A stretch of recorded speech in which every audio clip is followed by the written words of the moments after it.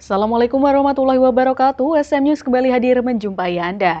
Beragam informasi menarik akan kami sajikan untuk Anda selama 30 menit ke depan. Bersama saya Dena Miawati dan berikut USM News selengkapnya.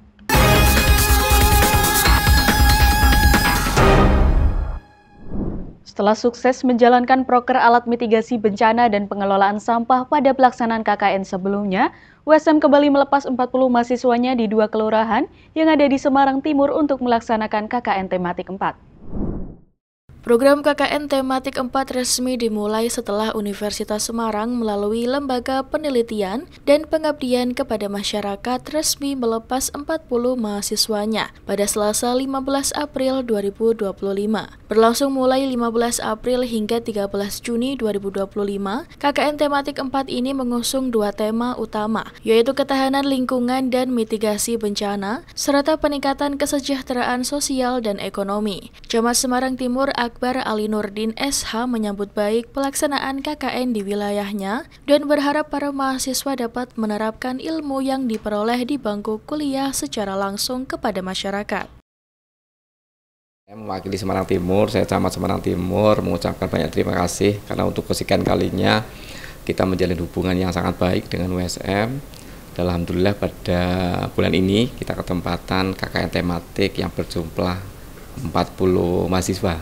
Jadi teman-teman mahasiswa dari USM itu dari kemarin itu sudah sangat membantu, termasuk yang prokernya ada alat mitigasi bencana, yang mana juga ini sangat bagus sekali, dan juga terkait dengan kebersihan dan juga pengolahan sampah. Nah, ini memang program yang sangat baik dan ini sudah berjalan di masing-masing kelurahan. Harapannya nanti mahasiswa juga bisa ikut bergabung.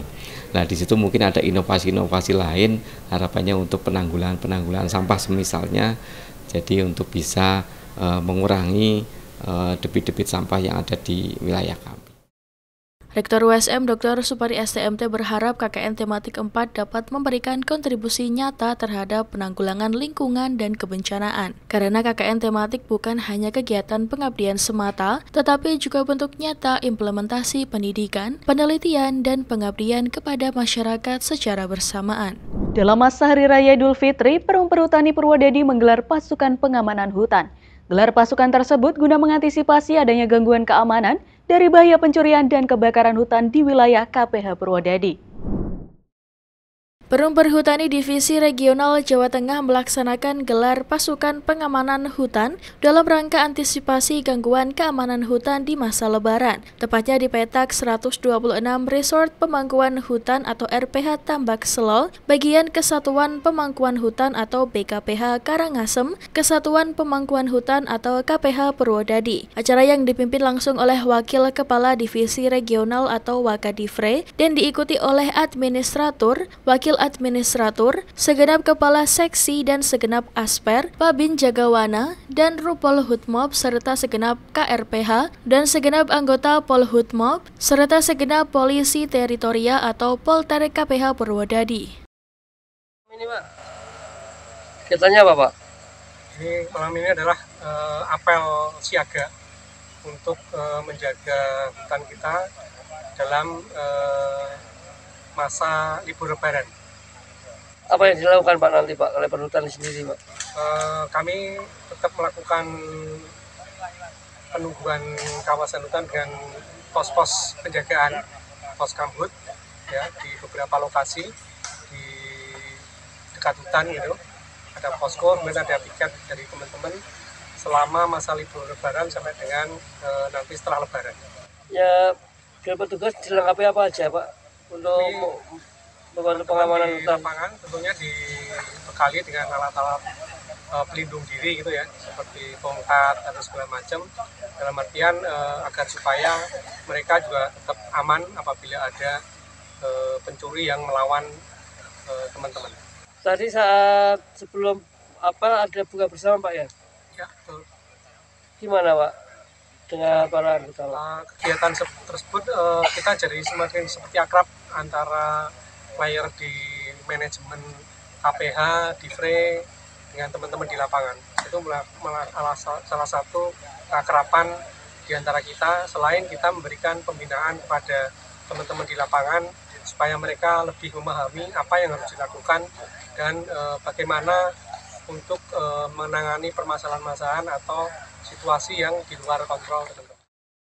Dengan adanya gelar pasukan ini diharapkan bisa memberikan rasa aman dan nyaman bagi masyarakat sekitar hutan dalam menghadapi Lebaran tahun ini. Dampak kebijakan Presiden Amerika Trump yang menaikkan pajak ekspor dari Indonesia ke Amerika sebesar 32% mulai dirasakan pengusaha dan eksportir furnitur Jepara, Jawa Tengah. Menanggapi hal tersebut, Bupati Jepara akan mencari solusi pasar ekspor lain untuk mewadahi para pengrajin furnitur di Jepara. Bupati Jepara, Jawa Tengah, Witiarso Utomo, mengatakan pengenaan tarif resiprokal AS merupakan tantangan baru di tengah upaya jajarannya menggenjot nilai ekspor produk asal Jepara tahun ini, baik ekspor furniture dan produk berbahan kayu, tekstil dan produk tekstil, alas kaki, karet dan produk dari karet hingga hasil laut dan aneka produk olahannya. Terlebih dalam beberapa tahun terakhir, AS merupakan salah satu negara tujuan ekspor utama produk furniture yang berbahan dasar kayu asal Jepara. Witiarso berharap masyarakat tidak panik dan dalam waktu dekat Pemkab Jepara akan berkomunikasi dengan pelaku ekspor asal Jepara seiring pengenaan tarif resiprokal itu. Pihaknya optimis pemerintah pusat akan melakukan langkah-langkah strategis agar daya saing produk ekspor Indonesia tetap terjaga di tengah perang dagang AS Cina belakangan ini. Kami pemerintah daerah sedang merespon karena memang keluar tarifnya per hari ini, kita akan kumpulkan dan kita akan lihat berapa besarnya ekspor kita ke pasar Amerika sehingga kita bisa mengevaluasi untuk mencarikan pasar-pasar lain selain di Amerika. Dari kami adalah salah satu memitigasi jumlah eksportir kita yang akan kita jual ke Amerika. Dari data dan target kita tahun ini adalah kurang lebih 200 juta US ke seluruh dunia dari pasar ekspor kita, khususnya untuk mebel dan furniture itu. Nah, kita akan lihat berapa persen ke Amerika dan apakah memungkinkan kita alihkan ke negara-negara lain. Sejauh ini ada kekhawatiran kaitan dari pengurangan dari pesanan maupun pembatalan dari untuk yang diekspor ke Amerika, Pak, dari pengusaha pun ekspor, Pak? Ini belum ada kekhawatiran itu dan memang dalam waktu jangka dekat ini kita akan ketemu para pengusaha untuk melihat sejauh mana efek daripada tarif yang terbaru. Apa yang dicemaskan, Pak, dengan kekhawatiran untuk dari masyarakat Jepara, Pak, mengingat dari furnitur sebenarnya di penopang hidup perekonomian masyarakat Jepara, Pak? Pasti kalau ada turunnya order itu yang kita khawatirkan adalah adanya PHK massal dan mudah-mudahan itu tidak terjadi dengan cepat. Berdasar data BPS Jepara sumber dari Disperindak Jepara yang dirilis pertengahan 2024, tercatat ada 20 komoditi dari Jepara yang diekspor ke luar negeri pada tahun 2023. Total nilai ekspor 20 komoditi ini mencapai 643,2 juta US dollar atau sekitar 9,7 triliun rupiah. Dari Jepara, Eni Ayu Lestari melaporkan. Gubernur Jawa Tengah Ahmad Lutfi menerima kunjungan Menteri Perlindungan Pekerja Migran Indonesia Abdul Qadir Karding di kantornya. Gubernur mengatakan akan menyiapkan role model, pendampingan dan pelatihan di kabupaten, kota bagi pekerja migran Indonesia yang akan dikirim ke luar negeri. Gubernur Jateng Ahmad Lutfi mengatakan pihaknya sudah memerintahkan kepada Dinas Ketenagakerjaan untuk membuat role model terkait pendampingan dan pelatihan dan perlu adanya penyelarasan mulai dari rekrutmen sampai pemberangkatan pekerja migran Indonesia. Sejumlah pekerja migran Jateng menempati nomor 2 setelah Jawa Timur. Data penempatan pekerja migran Indonesia asal Jawa Tengah pada 2024 tercatat sebanyak 66.611 orang. Sedangkan tahun 2025 terhitung sampai Maret sebanyak 14.361 orang. Jumlah tersebut terpusat di 9 kabupaten yaitu Cilacap, Kendal, Brebes, Pati, Grobogan, Banyumas, Sragen, Kebumen, dan Sukoharjo. Ada sebanyak 66.000 PMI asal wilayah Jateng tersebar di banyak negara tujuan. Mereka diharapkan tidak hanya menjadi pahlawan devisa, tapi juga dapat menularkan ilmunya saat kembali ke daerah asal. Simpul-simpul tenaga kerja kan beda-beda. Cilacap itu Hongkong, kemudian Kendal itu Jerman ada, kemudian Jepang itu ada sebagian Korea. Jadi macam-macam lah. Ini nanti harus kita sinergiskan agar masyarakat kita yang pekerja migran itu betul-betul pahlawan devisa, bukan ada penipuannya, bukan ada justru dipersusah, bukan dan lain sebagainya. Sehingga dengan Pak Menteri memberikan warning kepada kita agar satu aplikasi yang jelas akan memudahkan kita untuk masyarakat kita bekerja di luar negeri. Sementara Menteri Perlindungan Pekerja Migran Indonesia P2MI Abdul Qadir Karding meminta pemerintah daerah dapat membuat perda khusus soal perlindungan pekerja migran Indonesia. Kunjungannya di kantor gubernur bertujuan untuk melaksanakan koordinasi dan persiapan penempatan tenaga kerja dengan level medium skill ke atas. Ia berharap dengan banyaknya PMI yang dikirim ada multiplier efek yang dirasakan. Dalam rangka mengkonsolidasi penyiapan penempatan tenaga kerja ke luar negeri dengan level yang medium skill ke atas. Oleh karena itu, kita butuh menciptakan ekosistem pelatihan yang bagus. Kita sedang mendorong pemerintah daerah dan pemerintah kabupaten, kalau memang ingin melihat ini sebagai peluang solusi, salah satu solusi alternatif di dalam menyelesaikan mengurangi pengangguran, maka kita minta kita tolong supaya ada perda atau juga ada cantolan yang khusus mengurusi sub-urusan tenaga kerja bidang pekerja migran Indonesia, paling tidak di kepala bidan di masing-masing kabupaten. Menurutnya, PMI menjadi sebagai peluang sekaligus salah satu solusi mengurangi pengangguran. Dalam hal ini, P2MI berupaya memasifkan sosialisasi mengenai pemberangkatan PMI yang legal dan prosedural, sebab hampir 95% PMI banyak dari yang non-prosedural, seperti tujuan Arab Saudi, Malaysia, Hong Kong, dan Thailand. Bawaslu Jawa Tengah telah menangani 118 pelanggaran pada Pilkada 2024 lalu. Dari 118 penanganan pelanggaran, hanya 2 kasus yang masuk dalam pidana. Hal tersebut disampaikan Ketua Bawaslu Jateng Muhammad Amin dalam acara evaluasi pengawasan penyelenggaraan Pilkada serentak di Kota Semarang pada Selasa 15 April 2025.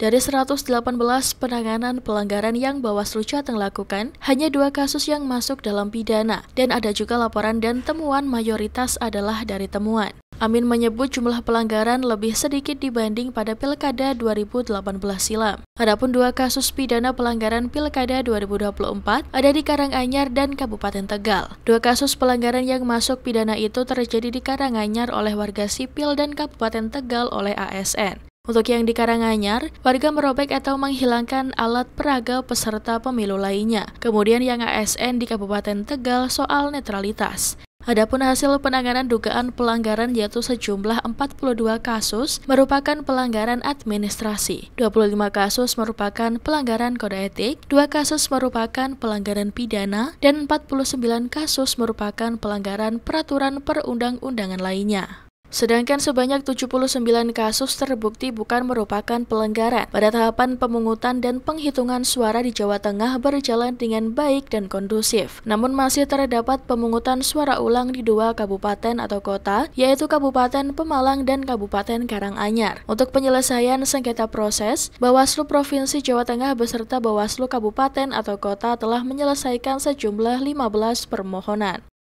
Pemilihan kemarin memang dari seluruh tahapan loh ya, itu ada 118 dari jumlah penanganan pelanggaran. Tapi ada juga laporan dan temuan, tetapi mayoritas adalah dari temuan. Ini juga ke depan barangkali kami berharap partisipasi masyarakat, terutama teman-teman media sebagai checks and balance kami. Nah, dari 118 itu memang hanya 2 pidana. Nah, ini berbanding memang sedikit menurun dibanding pemilihan tahun 2018 kemarin di pemilu gubernur. Itu ada sekitar 42. Nah, tentunya ini juga apakah kami tidak maksimal mengawasi, tetapi memang kami kan kerjasama dengan Gakumdu namanya, yaitu penegakan hukum terpadu dari kepolisian dan juga kejaksaan ketika memutuskan itu. Tapi juga satu sisi kita patut syukuri bahwa semakin menurunnya tingkat penanganan pelanggaran di pidana. Nah, tren dari kemarin adalah malah di administratif, yaitu tata cara prosedur baik itu penyelenggara maupun peserta pemilihan. Nah, itu Bapak Ibu sekalian. Nah, terkait kegiatan ini bahwa kami melakukan satu evaluasi bersama dengan semua stakeholder agar menjadi input dan masukan, saran, kritik juga. Itu terjadi di Karanganyar dan juga di Kabupaten Tegal terkait dengan satu masyarakat, tetapi satunya yang satu masyarakat di Karanganyar itu merobek atau menghilangkan alat peraga peserta pemilu lainnya. Kemudian yang ASN itu netralitas. Sementara itu, pelanggaran lainnya di luar pidana mengarah pada hal-hal yang bersifat administratif. Dia bersyukur lantaran sejumlah pelanggaran di Jawa Tengah mengalami penurunan dan telah terjadi pergeseran tren pelanggaran pada Pilkada 2024. Batas pelunasan biaya ibadah haji ditetapkan pada 17 April 2025.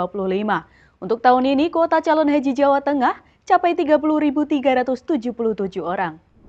Berdasarkan data Kementerian Agama Provinsi Jawa Tengah, tahun ini kuota calon haji capai 30.377 orang, yang rata-rata mereka sudah menunggu selama 13 tahun untuk berangkat haji. Dari jumlah itu, 92,51% sudah melunasi biaya haji, dan sisanya sekitar 2.000-an calon haji belum lunas dan diberi batas waktu pelunasan hingga 17 April 2025. Kabid Penyelenggara Haji dan Umroh PHU Kanwil Kemenak Jateng Haji Fitrianto menegaskan 30.377 calon haji dari Jawa Tengah ini akan terbagi menjadi 85 kloter. Tanggal 1 Mei 2025 calon haji harus sudah masuk asrama Haji Donohudan. Alhamdulillah untuk persiapan haji tahun 2025 ini Jawa Tengah mendapatkan kuota sebanyak 30.377 dan insya Allah akan terbagi menjadi 85 kloter. Dan nanti untuk pemberangkatannya kita masuk di embarkasi Solo bergabung dengan Jawa Tengah dan Yogyakarta yang semuanya nanti akan menjadi 94 kloter yang akan kita berangkatkan dari embarkasi Solo. Dan jamaah mulai masuk asrama itu nanti di tanggal 1 Mei 2025 dan akan diterbangkan di tanggal 2 Mei 2025 secara serentak seluruh embarkasi di Indonesia. Untuk saat ini pelunasan itu untuk Jawa Tengah sudah 92,51% atau sekitar 27.000 sekian, sehingga kurang 2.000-an orang yang belum melunasi yang mestinya berangkat tahun ini, tapi karena suatu dan lain hal, mungkin ada sakit atau belum istitoah atau terkendala ekonomi dan sebagainya, ini ada 2.000, tapi alhamdulillah cadangan yang mestinya berangkat di tahun 2026 kita beri kesempatan juga untuk melunasi. Diharapkan nanti cadangan untuk mengisi jamaah yang mestinya berangkat di tahun 2025, tapi karena suatu dan lain hal terkendala tidak bisa berangkat, nanti akan diisi oleh jamaah nomor porsi berikutnya yang statusnya sebagai cadangan. Untuk tahun ini, calon haji termuda berusia 18 tahun dan calon haji tertua berusia 99 tahun. Pihaknya hingga saat ini masih memantau perkembangan calon haji. Jika ada yang mengajukan pengunduran diri atau penundaan akan diganti dengan calon haji cadangan. Pemirsa, minimnya representasi karya seniman suku Indian Amerika mendorong terciptanya Pekan Busana Suku Asli Amerika Serikat yang pertama di Santa Fe, New Mexico. Tak hanya usung isu sosial suku asli Amerika, tapi juga solidaritas terhadap bangsa Palestina yang dinilai punya sejumlah kesamaan. Informasi ini sekaligus menutup perjumpaan kita hari ini. Saksikan terus WSM News hanya di WSM TV. Saya Dina Miawati dan seluruh kru yang bertugas pamit undur diri. Terima kasih. Wassalamualaikum warahmatullahi wabarakatuh. Bercermin pada tradisi, membentuk tren masa depan, para perancang busana suku asli Amerika unjuk karya di Native Fashion Week. Busana suku asli memang langganan tampil di Indian Market, bursa tahunan di Santa Fe, New Mexico, yang menjadi ajang pameran seni suku asli. Tapi Native Fashion Week khusus menampilkan busana yang menonjolkan elemen-elemen asli setiap kawasan. Contemporary indigenous artists in fashion don't get the recognition or the footprint or the representation that it needs to have, especially considering the history of Native North American art, design, culture, and the history of what we now call Canada, the United States. So the representation of indigenous arts in all of its facets needs a larger, wider footprint that does not exist. Pam Baker, berdarah bangsa pertama Kanada, yaitu suku Squamish, Kwakwaka'wakw, dan Tlingit. Pam menjadi saksi berkembangnya fashion suku asli dari kumpulan kecil beberapa dekade lalu. I think every designer you talk to, their pieces all tell a story of their history. So coming together, showing myself from the Northwest Coast, then you have somebody from Toronto, then you have somebody from all over Turtle Island. It's going to be a great recognition of the indigenous art from Turtle Island, North America. Rancangan pun tak luput dari pernyataan sosial seperti solidaritas yang ditampilkan perancang suku Diné, Carrie Wood, yang memadukan elemen Diné dan tradisi Palestina, dibawakan dengan iringan lagu suku Tewa oleh Edwin Felter. By weaving together our two cultures through our clothing, I wanted to show how similar we are in what's happening right now. Because from the way I see it, what's happening now in Palestine is what happened here in the U.S. to indigenous people. Wes Studi adalah satu dari hanya segelintir aktor Hollywood dari suku asli. If you had asked me if there's going to be a fashion week of Native American fashion even 15 years ago, I would have said, you're crazy. But, you know, here it has come about simply because Natives have started putting their heart, their integrity, their dreams and their visions out there for the public to see. So we are no longer the invisible race of noble red men, if you will. Para desainer akan mengikuti acara tahunan Indian Market agar fashion dan model suku asli punya ajang permanen untuk berkembang dan dikenal. Dari Santa Fe, New Mexico, VOA.